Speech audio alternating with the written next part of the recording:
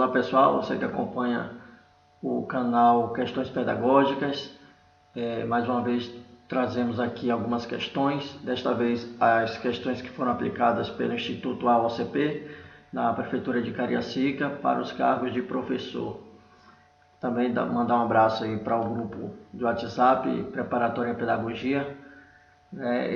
Essas questões que eu estou trazendo hoje foram aplicadas nesse grupo na sexta-feira, e os colegas tiveram a sexta-feira e o sábado para responderem, e hoje nós vamos fazer a correção dessas questões. Foram total de 10 questões e vamos passar agora para a primeira questão.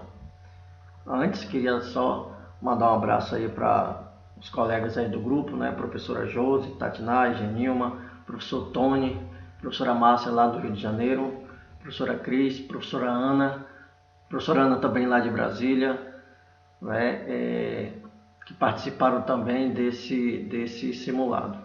E também participaram do grupo Preparatório em Pedagogia.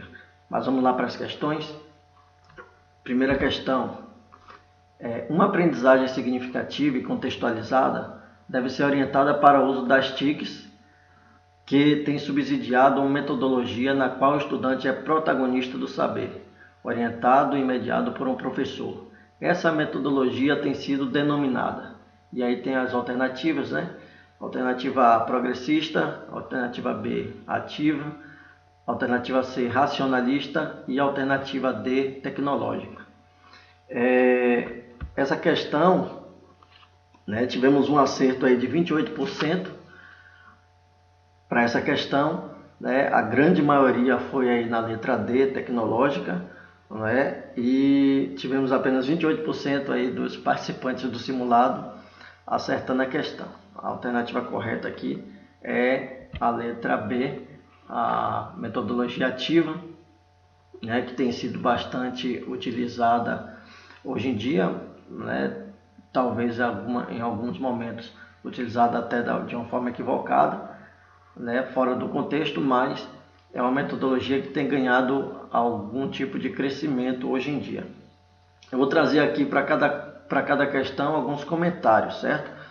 Para essa questão, o interessante notar que essa metodologia de aprendizagem ela é um processo amplo e possui como principal característica a inserção do aluno como agente principal responsável pela sua aprendizagem, comprometendo-se com seu próprio aprendizado. As metodologias ativas ela vem como colocando o aluno como protagonista do seu próprio processo de aprendizagem, entendeu? Uma outra observação: como enfrentamento ao modelo tradicional imposto e aceito ao longo do tempo, tem-se lançado mão das metodologias ativas de ensino e aprendizagem, nas quais é dada forte estímulo ao reconhecimento dos problemas do mundo atual, tanto nacional quanto regional, tornando os alunos capazes de intervir e promover as transformações necessárias. Um dos objetivos das metodologias ativas é fazer com que o aluno saia do contexto de conteudista, aquele contexto de sala de aula, apenas aquela educação bancária, aquela educação tradicional, e que ele venha desenvolver um papel significativo não apenas na escola, mas também que ele passe a ter o seu papel social, transformando a realidade tanto local como regional na qual ele está inserido. E por fim, temos aí o Borges e Alencar, que apresentam metodologias ativas de ensino e aprendizagem, que servem como um recurso didático para uma formação crítica e reflexiva. E eles vão citar aí 2 métodos. O primeiro é o aprendizagem baseada em problemas e os grupos operativos. Lembrando que a aprendizagem baseada em problemas, ela vai muito na linha do professor Paulo Freire, em que consiste em trazer um aluno uma problematização para que esse aluno então desenvolva todos os processos para a resolução desse problema. Isso aí vai fazer com que o aluno tenha uma criticidade maior no processo de aprendizagem. Voltando, a alternativa B são as metodologias ativas que trazem aí, ou tentam trazer, uma aprendizagem significativa no processo de ensino-aprendizagem. Vamos lá para a segunda questão. A mediação do professor no processo de aprendizagem e desenvolvimento do aluno está relacionada principalmente, alternativa A teorias e práticas pré-estabelecidas, de forma a construir sua própria maneira de observar o problema. Alternativa B, a prática que deve ser valorizada, visto que o conhecimento advém dessa dimensão. Alternativa C, a sua formação continuada, como uma contínua e dinâmica construção do conhecimento profissional, concebendo as contribuições teóricas como subsídios que possibilitem a reflexão e a orientação da prática. E alternativa D, ao domínio de técnicas baseadas em concepções pedagógicas. Essa questão é interessante porque ela traz aqui a problemática da mediação do professor dentro do processo de ensino-aprendizagem. Qual seria a melhor forma do professor mediar aí o conhecimento para o aluno? Qual seria a melhor forma de fazer com que o professor consiga um êxito na sua prática pedagógica? É mais ou menos isso que a questão está pedindo. Vindo aqui para a nossa estatística de respostas, a grande maioria, 68%, acertou essa questão. É uma questão relativamente fácil, mas que demanda algumas observações que nós vamos fazer agora. Você que não respondeu ainda o simulado, tem a oportunidade agora de responder, né? E eu vou passar agora para o gabarito da questão, a letra C, não é isso? A mediação do professor, ela vai se relacionar principalmente com a formação continuada.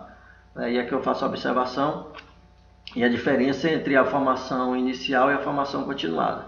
A formação inicial é aquela formação acadêmica, é a graduação, e a formação continuada é o processo no qual o professor ele vai estar sempre submetido, que é o de análise e aperfeiçoamento da sua prática pedagógica, certo? Trazer aqui alguns comentários sobre esse tema. Mais do que nunca, o educador deve se manter atualizado e bem informado, não apenas em relação aos fatos e acontecimentos, mas principalmente em relação à evolução das práticas pedagógicas e às novas tendências educacionais. Como exemplo, nós temos as próprias metodologias ativas que estão aí para serem absorvidas por todo o corpo docente para o aprimoramento da prática. Com a formação continuada, o processo de aprendizagem e desenvolvimento do professor é constante. Você vê que ela não é estanque, e permeia o dia a dia da sala de aula. Dessa forma, o educador tem a oportunidade de refletir e aperfeiçoar suas práticas pedagógicas. Observe então que essa formação continuada ela não deve ser pontual, ela deve ser constante. No dia a dia da sala de aula, à medida que os novos problemas no aprendizado forem acontecendo, o professor deve se manter atualizado e seguir aí as tendências que estão subsidiando a prática pedagógica. No âmbito escolar, o educador atualizado em informação ininterrupta se torna um facilitador e não apenas um transmissor de informações. Além disso, a formação continuada ajuda o docente a se tornar cada vez mais capaz de se adaptar às rápidas e diversas mudanças no contexto educacional, contornando as dificuldades encontradas no dia a dia da sala de aula.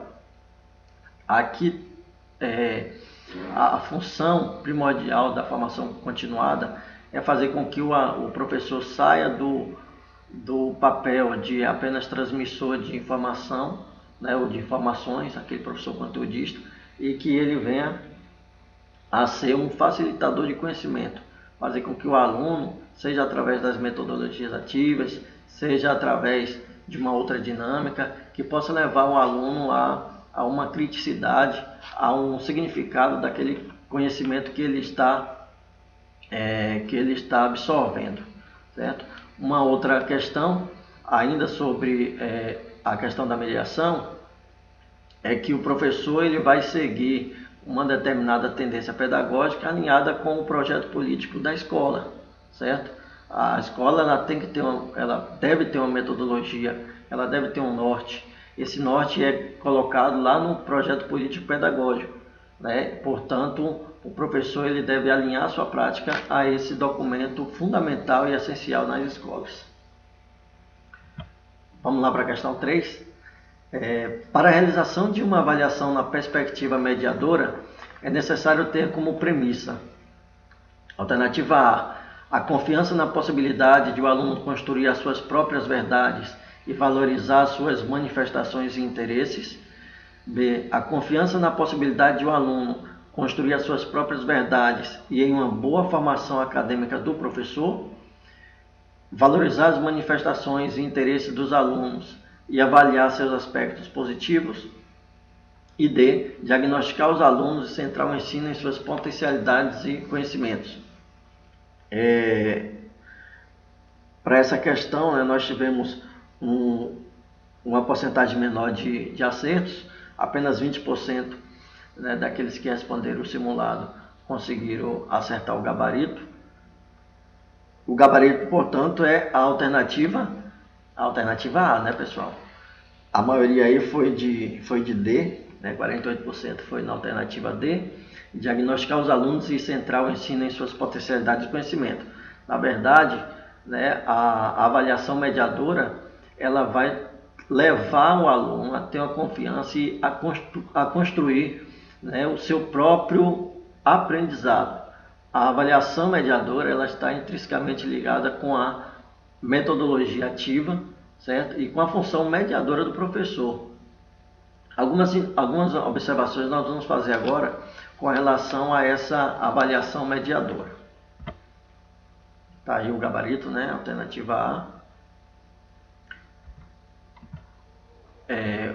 O processo de aprendizagem ele torna-se contínuo através da avaliação mediadora, uma vez que o professor possui ferramentas de intervenção adequadas para que os alunos se apropriem de conhecimentos significativos, sem um sentimento de obrigação, ou seja, o aprendizado ocorre de maneira pontual, de maneira natural, com mais facilidade de internalização do conteúdo aplicado em sala de aula. A essência da avaliação mediadora é transformar a avaliação de um processo cada vez mais obrigatório, né? Aquele processo penoso no qual o aluno ele precisa estudar um determinado conhecimento, um conteúdo delimitado ali pelo professor, né? E ele precisa acertar a média ou acima da média numa avaliação. A avaliação mediadora, por sua vez, ela busca suavizar esse tipo de processo avaliativo, ou seja, ele busca outras alternativas que ela vai se dar no segmento da prática, né? No decorrer da exposição ali do conhecimento, né? do conteúdo ao aluno, e ele vai interagindo com o conteúdo, e à medida em que ele for realmente assimilando e aprendendo o conhecimento, ele já vai se avaliando, já vai sendo avaliado por aquilo que ele já produz, por aquilo que ele já absorveu, certo? E não ficar preso a uma prova, a uma avaliação ali pontual. Pernod, em 1999, diz que a avaliação deve ser analisada como componente de um sistema de ação e como um momento de reflexão, ou seja, avaliar é preciso, porém não apenas com o objetivo de promover ou reprovar um aluno, mas para mediar a aprendizagem como um agente de formação do mesmo. Então, Pernod ele segue a linha de que a avaliação ela não deve ser uma vara na qual o professor vai punir o aluno ou vai premiar o aluno. Para ele, a avaliação é um processo constante que deve permear todo o ciclo de aprendizado.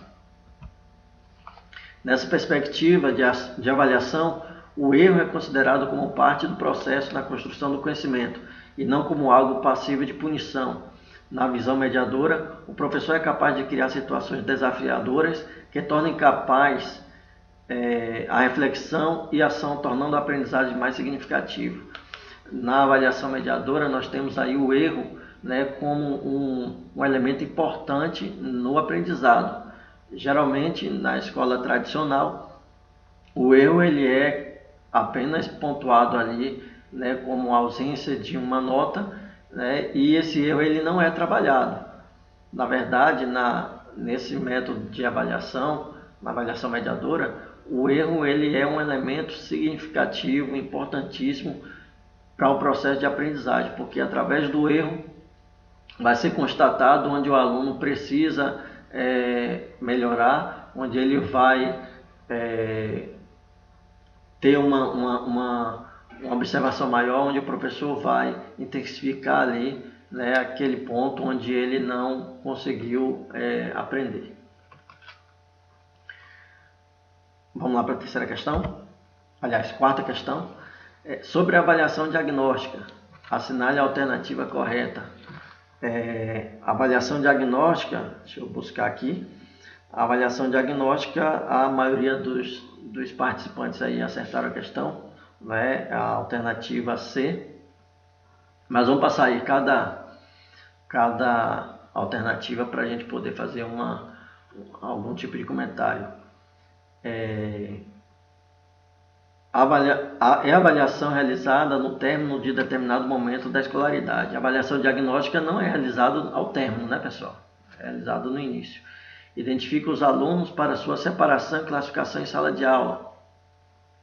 O objetivo da avaliação diagnóstica não é classificar os alunos e nem fazer algum tipo de separação, né?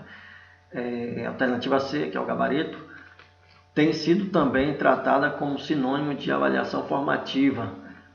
Essa questão é uma questão que, ao meu ver, ela seria passível de anulação, né? Mas existem alguns pontos realmente em comum entre a avaliação diagnóstica e a avaliação formativa.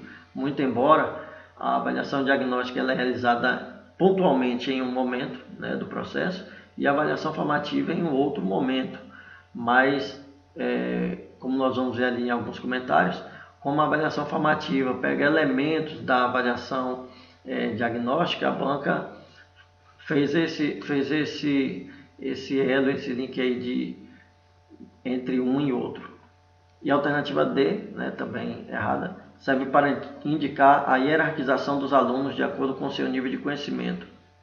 A avaliação diagnóstica ela é feita antes, né, do processo de ensino-aprendizagem, e o objetivo dela é justamente fazer com que o professor reconheça em que estágio o aluno se encontra, né? E a partir daí traçar o seu planejamento e o seu método de trabalho. Vamos lá para alguns comentários. A avaliação formativa possibilita aos professores acompanhar a aprendizagem dos alunos, ajudando-os no seu percurso escolar. É uma modalidade de ensino fundamentada no diálogo, que possui como objetivo o reajuste constante do processo de ensino.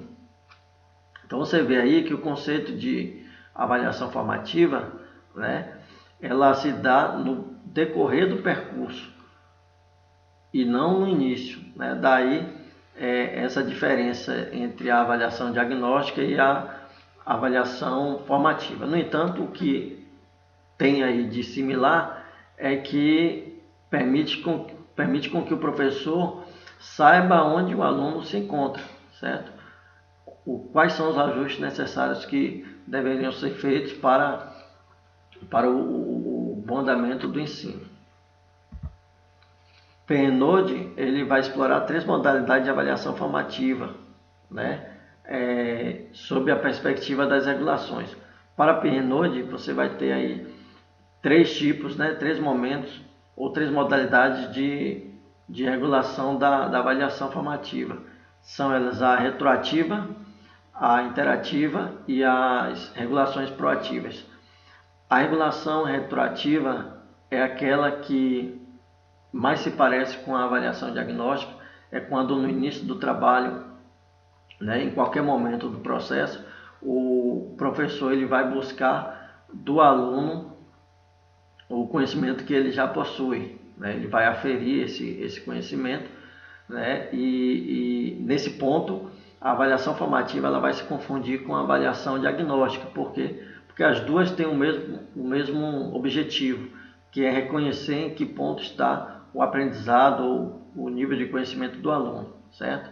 Talvez por isso que a questão tenha colocado que uma é similar à outra, mas a avaliação formativa ela é mais abrangente, certo? Além da regulação retroativa, que é quando o professor, no início do processo de trabalho, ele vai buscar, né, regular a turma, ou seja, ele vai conhecer em que nível de conhecimento seus alunos estão, e na regulação proativa, ele vai buscar então ferramentas, né, ele vai buscar ferramentas para nivelar essa turma, nivelar no sentido de como é que meu aluno ele chegou neste ano, nesta série. Um chegou mais adiantado, um tem um conhecimento mais aprofundado de um tema do que o outro. Então eu vou fazer essa regulação, né, proativa, com o objetivo de trazer todos os alunos para o mesmo nível de conhecimento, para que então eu faça a última fase da regulação, que é a regulação interativa, onde eu vou seguir, né, individualmente o nível de aprendizagem de cada um. É uma tarefa bastante árdua, né? Não é uma tarefa fácil, mas na modalidade de avaliação formativa, você vai buscar sempre a individualidade do aprendizado do aluno. Você vai ter anotações individuais acerca do crescimento, acerca das dificuldades de cada aluno, né? Nisso vai consistir então a avaliação formativa, e ela vai se dar sempre no decorrer de todo o processo educativo.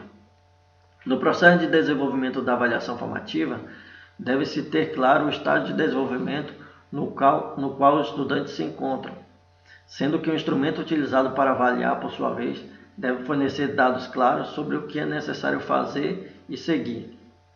Dentro dessa lógica, a avaliação formativa ela é uma avaliação bastante técnica, porque ela vai trazer, através da análise de informações, de dados que são coletados ali no decorrer do processo de ensino, né, vai trazer ali informações necessárias para que o aluno possa ser mensurado ali o aprendizado, né, e principalmente, mais do que isso, fazer com que o professor saiba em que ponto realmente o aluno está e comparar com o ponto que ele deveria estar, e assim fazer as intervenções necessárias. Vamos lá para a quinta questão. Um plano de ação para a inserção das diretrizes curriculares nacionais para a educação das relações étnico-raciais e para o ensino de história e cultura afro-brasileira e africana deve ter como princípios, exceto... Então aqui a questão está trazendo, né, a temática das relações étnico-raciais, que vai englobar o ensino de história e cultura afro-brasileira e africana dentro do currículo escolar, né? E tudo isso vai estar dentro de um documento que vai ser, que nesse caso são as diretrizes curriculares nacionais, especificamente para esse tema, né?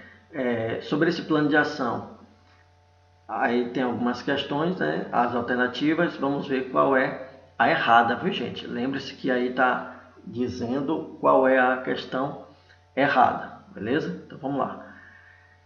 Alternativa A: socialização e visibilidade da cultura negro-africana. É claro que está correta, né, gente? O plano de ação, para exceção das diretrizes, né, e para as relações étnico-raciais, vai ver justamente isso. Um dos objetivos dela é manter a socialização e a visibilidade da cultura negro-africana. Formação de professores com vista à sensibilização e à construção de estratégias para melhor equacionar questões ligadas ao combate às discriminações racial e de gênero e à homofobia. Questão correta também, não é isso? Um dos objetivos que está lá nas diretrizes curriculares, né, é justamente a questão da formação do profissional para essa sensibilização, beleza? Alternativa C: construção de material didático pedagógico que contemple a diversidade étnico-racial na escola. Também é um dos princípios, né, dessas diretrizes. Por fim, alternativa D, que é o nosso gabarito: silenciar as dinâmicas das relações raciais, evitando-se a discriminação.